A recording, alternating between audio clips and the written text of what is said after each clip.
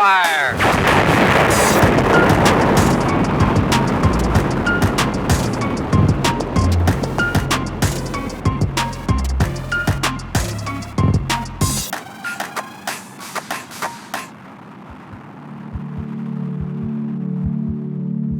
Alors, je vais te surprendre, on a besoin d'une fusée. Non pas seulement pour aller haut, mais surtout pour aller vite. Alors regarde bien cette fusée, tu la connais. C'est la fusée Ariane des Européens. Les Russes ont une fusée Soyouz, les Américains des fusées Delta, Falcon, les Japonais, les Chinois, les Indiens ont leur propre fusée. Toutes ces fusées ont un objectif, partir à la verticale et traverser au plus vite 100 km d'atmosphère. Donc, la fusée doit aller vite. Prenons cette balle, je la lance, ça fait une parabole. Je la lance plus fort, elle ira plus loin. Je la lance si fort, comme un obus, on parle de balistique, qu'elle tombera derrière mon horizon.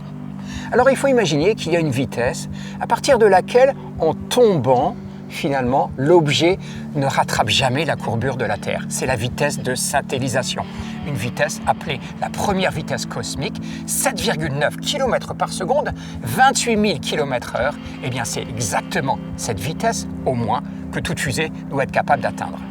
Les Russes sont les premiers à atteindre cette vitesse de satellisation en 1957 en mettant en orbite le satellite Sputnik. Dans les années 60, 70, 80, on va tirer plus de 100 fusées par an. C'est incroyable. Les Russes, eux seuls, en tirent les 2/3, c'est-à-dire plus d'une fusée pendant 30 ans par semaine. Incroyable. Alors ça va se calmer un petit peu après. De nouveaux acteurs apparaissent avec les Indiens, les Européens, les Chinois, les Japonais. Aujourd'hui, la folie reprend. On tire de nouveau plus de 100 fusées par an. Et je dois vous dire que l'ordre mondial a changé. Ce sont les Chinois qui tirent le plus, 1/3 des fusées, 1/4 pour les Américains et puis les autres.